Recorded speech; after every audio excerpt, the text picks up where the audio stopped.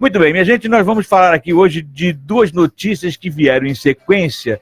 Vamos começar essa minha resenha inicial. A primeira é que, para a PGR, segundo o Globo, todas as duas estavam no Globo, para a PGR, Lula pode começar a cumprir pena no regime semiaberto.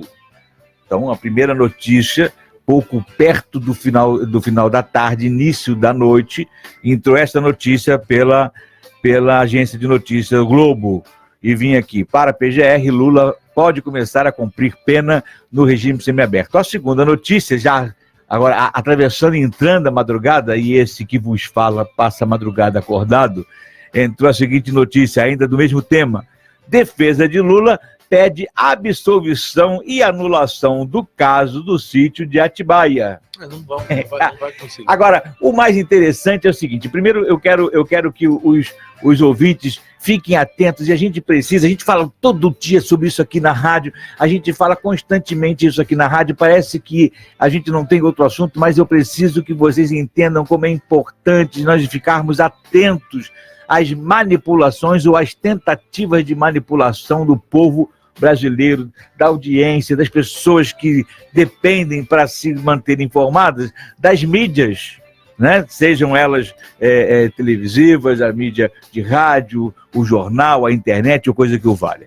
Primeiro, quando ele sequencia uma notícia a reboque da outra, propositalmente, vocês vão entender o que eu quero dizer. E segundo, quando a notícia, a cabeça da notícia é mais uma falácia do que uma notícia verdadeira. Porque olha como é que a coisa é feita de forma, eu quase que poderia dizer, malandramente feita para poder enredar-nos na ideia. Quando a notícia diz, para a PGR, Lula pode começar a cumprir pena do regime semiaberto, você que está acostumado com a sigla PGR, essa sigla está ligada no seu inconsciente imaginário à Procuradora-Geral da República, que é a Raquel Dodge. E aí, o que você faz a associação? A Raquel Dodge acabou de dizer que Lula pode entrar a cumprir pena de regime semiaberto. Essa é imediatamente a imagem, a sensação que você tem ao ler isto. Aí você começa a ler a matéria, porque também eles têm o cuidado de não dizer realmente inverdades, porque aí seria o cúmulo, né, do absurdo, mas é só a coisa como é feita de maneira a induzir-nos. Na imprensa brasileira, o diabo está na manchete. Até porque poucas vezes as pessoas têm o tempo ou o hábito de descerem na matéria para ler a matéria até o final. Então, você lê a cabeça e você conclui as coisas a partir daí. A gente tem a sensação de que pela cabeça da notícia você já entendeu tudo, a manchete já te disse o que é, na verdade nem sempre é. Então, para a PGR, Lula pode começar a cumprir pena no regime semiaberto. Na verdade, não é a Procuradora-Geral da República, não é a Raquel Dodge que coloca isso, é uma subprocuradora da República que trabalha dentro da Procuradoria-Geral da República. De dentro da equipe. Que tem uma larga equipe, uma grande equipe que trabalha, lógico, não teria condições de uma só pessoa ser Procuradora-Geral da República trabalhando sozinho. Existem vários subprocuradores, é uma equipe grande. Uma dessas subprocuradoras, que já houve casos anteriores em que ela solta notícias, que na verdade nem são notícias, são opiniões dela, que até de certa forma contraria o todo do movimento da Procuradoria-Geral da República. Ela fala que então o presidente já pode começar a cumprir pena semiaberta, e o regime semiaberto. Então o que acontece?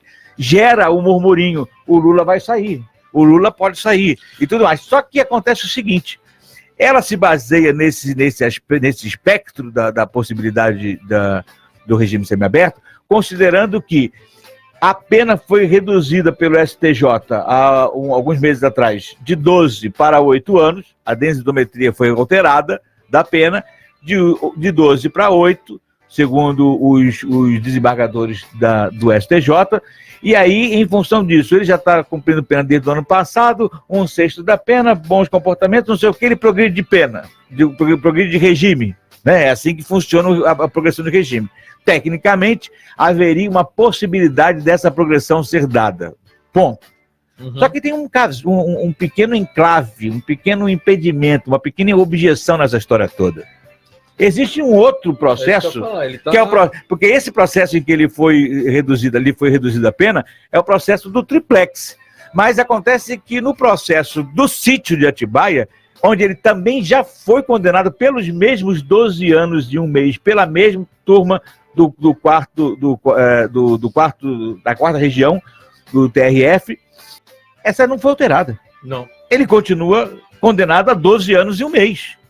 Mas aí qual é a sagacidade da montagem, da tentativa de montar um ideário social imaginário? Sai a segunda matéria, na sequência, dizendo: defesa de Lula pede absolvição e anulação do caso do sítio de Atibaia. Ora, se ele já pode progredir de regime no processo que ele já teve a redução da pena, de 12 para 8, e agora a defesa está pedindo anulação do caso e absolvição do caso do sítio de Atibaia, ele está livre para sair dali. E aí tem outra malandragem no meio da notícia, da segunda notícia.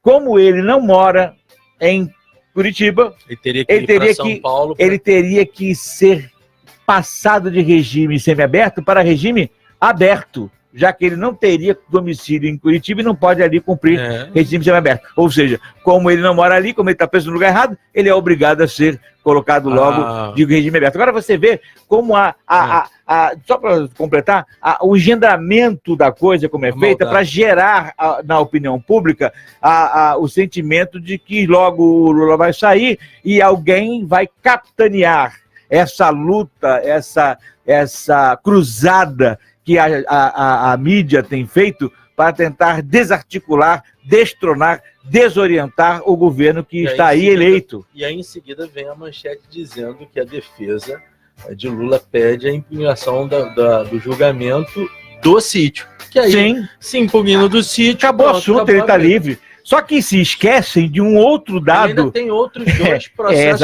Exatamente aonde eu vou entrar agora. Acontece que eles se esquecem que ele tem mais 6 processos. O Lula tem mais 6 processos em que ele é réu e que deverão ser julgados ainda. Esses não foram sequer julgados. Então existem mais 6 processos que ele vai ter que dar conta. Ele vai ter que dar conta de respondê-lo. Essa coisa da manchete é muito perigosa. Isso aconteceu agora, coisa de 20 dias atrás, com o príncipe Felipe. Dom Felipe. A manchete sai assim: Dom Felipe diz que a escravidão é natural. Aí você vai ver o texto, ele fala algo completamente diferente. Aí você tem que ir lá e ver o discurso do cara. E ele discursa dizendo que a escravidão faz parte da natureza humana. Ele não está dizendo que a escravidão é algo positivo. Ele está mostrando que, historicamente, a escravidão fez parte da construção social humana. E ele diz que isso deve ser combatido a partir da educação e do conhecimento. Então, em momento algum, ele quis dizer que você pode escravizar alguém porque é natural. Tem que se tomar muito cuidado com as manchetes e, óbvio, você há de convir, ouvinte, que quem faz uma manchete dessa, ele está intimamente ligado a quem ele quer defender, ou por uma simpatia ideológica ou por uma simpatia financeira. Então, quando você for ler a manchete, busca primeiro, depois ler o conjunto daquilo que essa manchete encabeçou e faça a comparação desse canal de informação com outros canais de informação para você tentar trançar essas verdades que são colocadas aí. Não, e evitar assim, né? Evitar dessa forma que você acabe enveredando por um pensamento, por uma ideia, até se antagonizando a uma determinada circunstância que, na verdade, nem existe. Exatamente. O que eu acabei de mostrar para vocês, com essa sequência de notícia, a primeira e a segunda notícia, pela falácia com que ela é montada, o que eu acabei de mostrar para vocês é o seguinte: na verdade, não existe nada. Exato. No frigir dos ovos, gente. Apenas levantou-se uma fumaça. Exatamente. Que não existe. Alguém passou a vassoura, levantou a poeira, mas é sobre nada. Porque não existe nada de real. uma subprocuradora comentou, não é uma ação direta da Procuradoria-Geral da República, na pessoa da Raquel Dodge, que encaminha efetivamente um processo para ocorrer. Não existe possibilidade alguma desse processo ser anulado, dessa condenação ser anulada ou impugnada. Não há possibilidade disso, porque ela já foi julgada em segunda instância, né? Então, é tudo uma falácia que gera, na verdade, na gente um incômodo do disse e do me disse, e depois vem com campanha de fake ou fato. Isso. Depois vem para público, né, falar que briga por fake ou fato. Quer dizer, eu me me demonstro probo e ilibado na minha concepção de jornalismo, mas no frigir dos ovos, por trás dos panos, eu continuo gerando uma falácia, continuo gerando circunstâncias de suspeição sobre a realidade que está diante de nós. Quer dizer, é um desserviço. E olha, eu ontem vi um vídeo de gente achincalhando a pobre da Beth Lucchesi numa tentativa de entrevista que ela estava fazendo, né? Acaba, gente, olha, e a gente precisa ter atenção nisso. Beth Lucchesi é uma presbiteriana de Brasília. A gente precisa ter atenção nisso, olha só.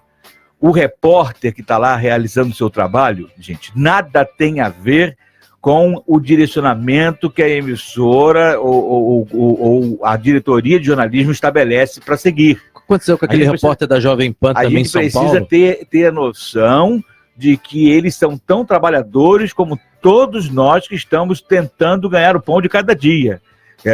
A Beth Lucchesi ontem foi pelo vídeo, eu vi o vídeo ontem, não sei se foi ontem, mas eu vi o vídeo ontem e fiquei estarrecido e preocupado porque a Beth Lucchesi, ela foi hostilizada, né? Uma repórter que é tão cara da gente, né? Do nosso convívio. Não tem nenhuma conduta irregular até não, hoje. Claro que não, claro que não. Anos. Então a gente precisa entender o seguinte: separem o repórter, o jornalista, da direção que o grupo toma, né? Agora, o que me deu a lamentar terrivelmente, não só o fato da hostilidade à Beth Lucchesi, que aconteceu ontem, e eu peço a vocês, pelo amor de Deus, diante de uma situação dessa, não engrossem esse coro, né? Mas o que me deixou estarrecido foi o seguinte: a Globo já foi um motivo de orgulho nosso, né? Eu, por exemplo, sempre tive orgulho de termos aqui uma das maiores emissoras de TV do mundo, né? Premiadíssima, capaz, continua sendo extremamente competente na capacidade de produção e na inteligência de produção, na qualidade dos seus produtos comerciais que ela comercializa, que ela viabiliza, né? Jornalismo espetacular. Outro dia aí, no caso das chuvas que causaram grande transtorno na cidade, o RJTV ficou funcionando quase que 24 horas, né? Com repórteres maravilhosos na sequência, né? O Fachel, a Mariana Gross e tanta gente boa que tem dentro da emissora. Agora, perderam da população o amor que a população tinha por eles, porque na sanha, na vontade de se opor numa cruzada insana, ensandecida contra alguém que já foi eleito, que não vai ter terceiro turno, ela vai se desgastando e vai se distanciando dessa população que a amava. Com certeza. Que a amava. Eu acho completamente desnecessário. É quase que um pedido. Eu não vou dizer que é um pedido que seria muito piegas, mas é quase que uma fala triste, entristecida de quem sempre viu a qualidade do jornalismo, sempre viu a emissora tão fantástica que ainda é uma emissora tão fantástica, se deixar perder esse carinho, esse apoio, né? Esse sentimento de pertencimento dentre as coisas que nós temos orgulho no Brasil, por conta de um posicionamento político extremamente equivocado, porque se mantivesse a imparcialidade, não precisava estar também do outro lado, não. Se mantém a imparcialidade, evitando as falácias ou o jogo de palavras para induzir o pensamento de quem está lendo, de quem está vendo, de quem está assistindo, bingo, tá tudo certo. A brincadeira lá em casa, ultimamente, é o seguinte: começa o Jornal Nacional, quando o Bonner dá boa noite, a gente diz assim, vamos brincar aqui, quantas vezes vai ser falado o nome do Bolsonaro? A gente brinca 10 vezes, 15 vezes, outro dia foram 18 vezes. dentro de um telejornal de 20 minutos. Vai gostar do Bolsonaro assim longe. Né? Eu acho que a gente tem que tem até a ver com o tema que a gente vai falar hoje. Tem, mas a gente vai cortar agora porque senão eu vou entrar por dentro do bloco e aí eu não consigo fazer mais absolutamente nada porque, gente, tudo é tão apaixonante, essa circunstância é tão apaixonante, a gente precisa dizer tanto isso, a gente precisa deixar tanto vocês informados e conscientes das coisas que podem acontecer e daquilo que pode se fazer para engabelar-nos, para sugestionar-nos, que a gente precisa continuar falando aqui ininterruptamente, sem parar.